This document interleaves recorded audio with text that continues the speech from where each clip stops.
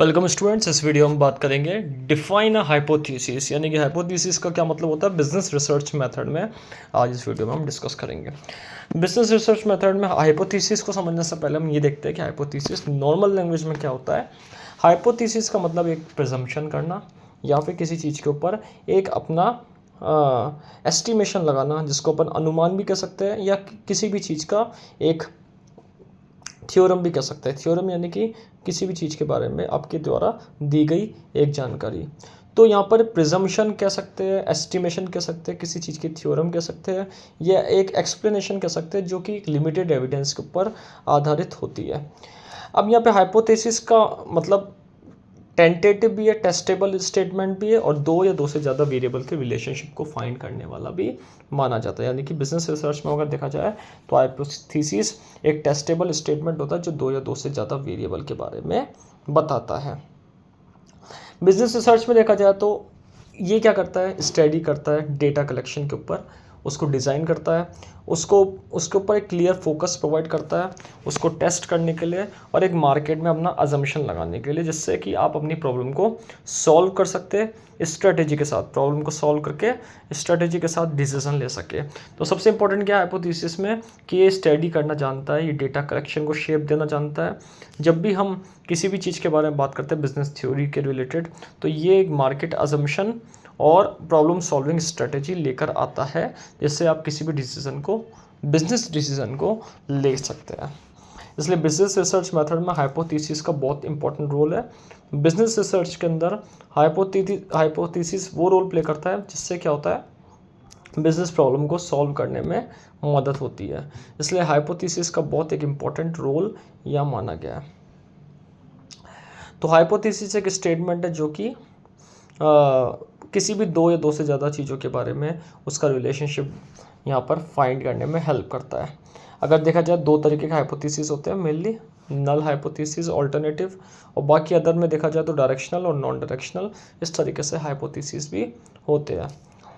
तो इस वीडियो में हमने पहले पढ़ा, हमने हाइपोथेसिस का मतलब, इसके अब कैरेक्टरिस्टिक्स पढ़ते हैं कि कैरेक्टरिस्टिक्स क्या है इसके। तो कैरेक्टरिस्टिक्स को पढ़ने के लिए हमें देखते हैं, सबसे पहले इसका कैरेक्टरिस्टिक है कि ये टेस्टेबल होता है। किसी भी हम थ्योरी के बारे में जब जानकारी देते हैं तो उसको टेस्ट करना ज़रूरी है, इसलिए क्योंकि ये लिमिटेड एविडेंस के साथ है।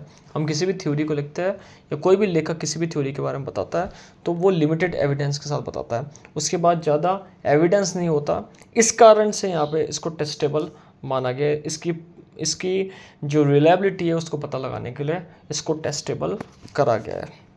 ये स्पेसिफिक होता है किसी भी चीज़ के बारे में। जैसे अगर आप बिजनेस रिसर्च में पढ़ रहे हैं तो बिजनेस रिसर्च के बारे में ये स्पेसिफिक है क्योंकि क्लियर है, प्रिसाइज है और टेस्टेड भी है, कैपेबल है टेस्टेड के लिए। इसलिए यहाँ पर बिजनेस के अंदर ये किसी स्पेसिफिक चीज़ के लिए यहाँ पे माना जाएगा। जैसे किसी भी अगर आप अपने इंडस्ट्री के अंदर सेल्स के ऊपर हाइपोथेसिस दे रहा है तो सेल्स के ऊपर एक स्पेसिफिक पॉइंट हो गया यहाँ पे, सेल को इंक्रीज़ करना, सेल को किस तरीके से प्रॉफिट के साथ इंक्रीज़ करना, सेल हमेशा परमानेंट लंबे टाइम तक ग्रोथ करना, इसमें हाइपोथेसिस का बहुत रोल रहता है। इसलिए हाइपोथेसिस यहाँ पे स्पेसिफिक माना गया है और एक स्पेसिफिक प्रॉब्लम से जुड़ा हुआ है। लॉजिकल होता है हाइपोथेसिस। लॉजिकल क्यों होता है? क्योंकि इसके ऊपर एक लॉजिक होता है। लॉजिक किस तरीके से लॉजिक होता है कि एक इसके ऊपर एक वैलिडिटी रहती है, इसका एक आंसरेबल होता है। किसी भी स्टेटमेंट के ऊपर ये जब बनता है तो रिलायबिलिटी रहती है, इसकी वैलिडिटी रहती है, ये टेस्टेड होता है, वेरीफाइड होता है, इसलिए इसको हम क्या कह सकते हैं, लॉजिकल कह सकते हैं। क्योंकि ये ऑब्जर्वेशन के ऊपर आधारित होता है, ये दो या दो से ज़्यादा चीज़ों के ऊपर ऑब्जर्व किया गया होता है। जैसे एक हाइपोथेसिस है प्राइस और डिमांड की, तो प्राइस और डिमांड के बीच में रिलेशन एक हाइपोथेसिस है। वो ये बताता है रिलेशन कि प्राइस और डिमांड में इन्वर्स रिलेशन है। जैसे सेल्स और एडवर्टाइजमेंट का हाइपोथेसिस, जैसे पुअर पीपल और रिच पीपल का हाइपोथेसिस, जैसे लॉटरीज के ऊपर हाइपोथेसिस। तो ये हाइपोथेसिस अलग अलग बेस्ड होते हैं, लॉजिकल होते हैं, जो एकदम सोसाइटी के अंदर वैलिड होते हैं, सोसाइटी के अंदर क्रिटिसाइज करने वाले होते हैं, वैलिड होते हैं, और सोसाइटी के अंदर एविडेंस के साथ यहाँ पे देखे जाते हैं, उनको यहाँ पे हाइपोथेसिस कहते हैं। तो इस वीडियो में हमने बात करी हाइपोथेसिस के बारे में और बिजनेस रिसर्च मेथड में हाइपोथेसिस किसे कहते हैं और इसके कैरेक्टरिस्टिक्स के बारे में।